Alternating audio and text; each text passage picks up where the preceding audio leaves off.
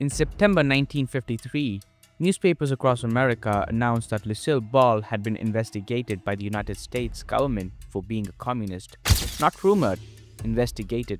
Within hours, her sponsors were receiving calls threatening boycotts. CBS was in emergency meetings, and the 60 million people who watched her every week were being asked whether America's most beloved woman was actually a traitor. She had 1 week to find out which way they would go. The thing that saved her was a single line. On September 11th, Daisy Arness walked out in front of the I Love Lucy studio audience, looked at a room that could have gone either way, and said, "The only thing red about Lucy is her hair, and even that's not legitimate." The audience laughed, they cheered, and just like that, it was over. But to understand how close it really came, you have to go back to one piece of paper she had signed 17 years earlier and forgotten about completely. In 1936, Lucille Ball's grandfather was dying. His name was Fred Hunt, and he had spent his whole life as a committed socialist. His last request was simple: register as a communist voter so he could see it before he died. Lucille loved him more than almost anyone else in the world. So she signed the form, showed him, and never thought about it again.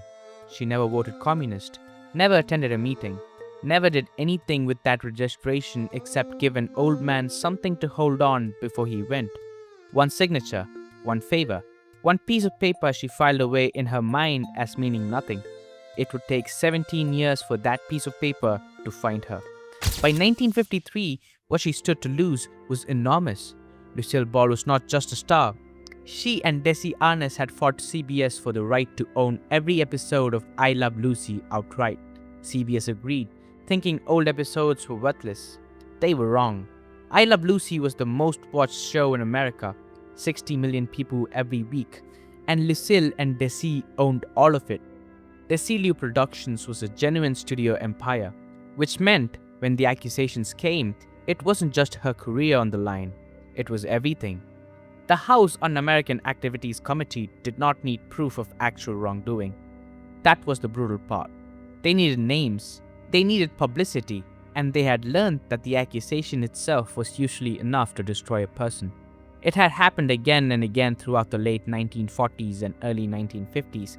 Writers who had done nothing more than attend a left-wing dinner party in 1938 suddenly found they could not get hired. Directors who refused to name colleagues were blacklisted overnight. Actors who had been cleared in private hearings still found their careers evaporating because the public had heard the accusations, and that was enough. Being cleared did not erase the stain. Once your name was in the papers, the stain stayed. The committee understood that, and it was the whole point. And somebody had handed them Lucille Ball's name, along with the communist registration form from 1936. On September 4, she sat in front of the committee in a private session and told them everything. The grandfather, the dying request, the form she signed out of love and forgot. She was calm, she was honest, and the committee accepted her explanation completely. They cleared her. They sealed the session.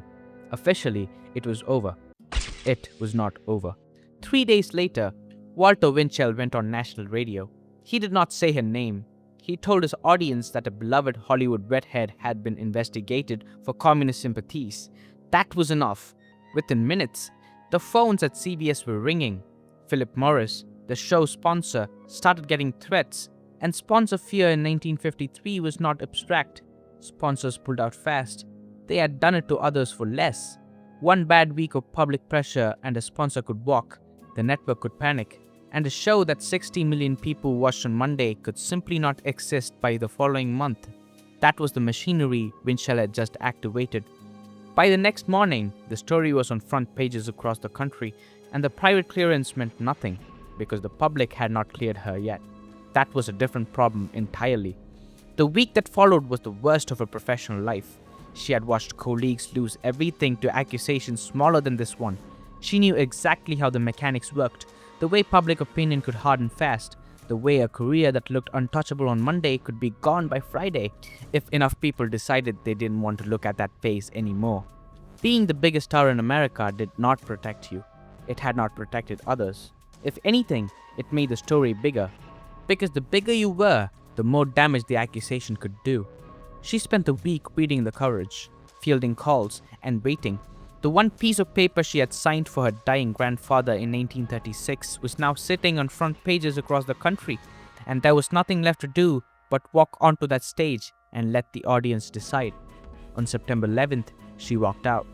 The room was tense in a way everyone present remembered for the rest of their lives.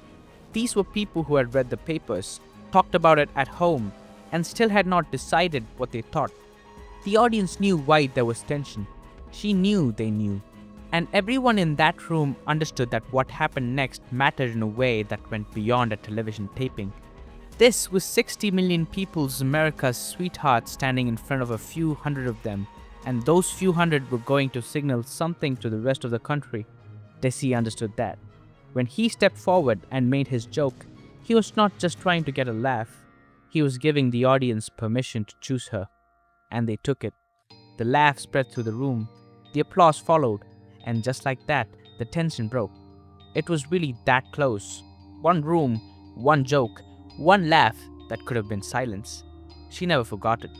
In interviews for the rest of her life, she described that week with the clarity that made clear it had never fully left her. The walk to the stage, the not knowing, the laugh that meant everything was still there. She understood that the audience could have gone the other way.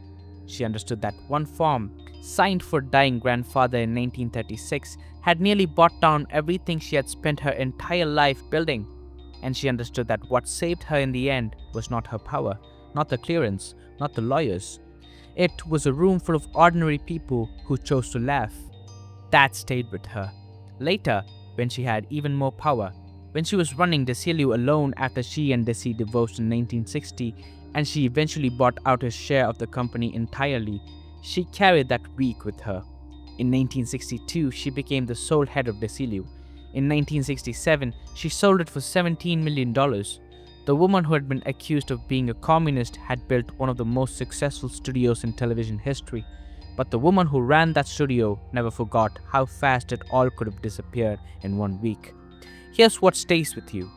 One piece of paper, signed in 1936 for a dying man, forgotten for 17 years, then surfaced and nearly took everything with it. The committee had cleared her. The session was sealed. Officially, she was fine. But officially meant nothing once Winchell opened his mouth. And what actually saved her was not the clearance, not the lawyers, not the studio empire she had built. It was a laugh. One room full of people who decided to choose her over a headline. She spent the rest of her career knowing exactly how fragile it all was, and she never forgot it. What saved her was a laugh, and she spent the rest of her career knowing that it could just as easily have been silence. If this changed how you see a story, subscribe. Every week we tell you the part that got left out.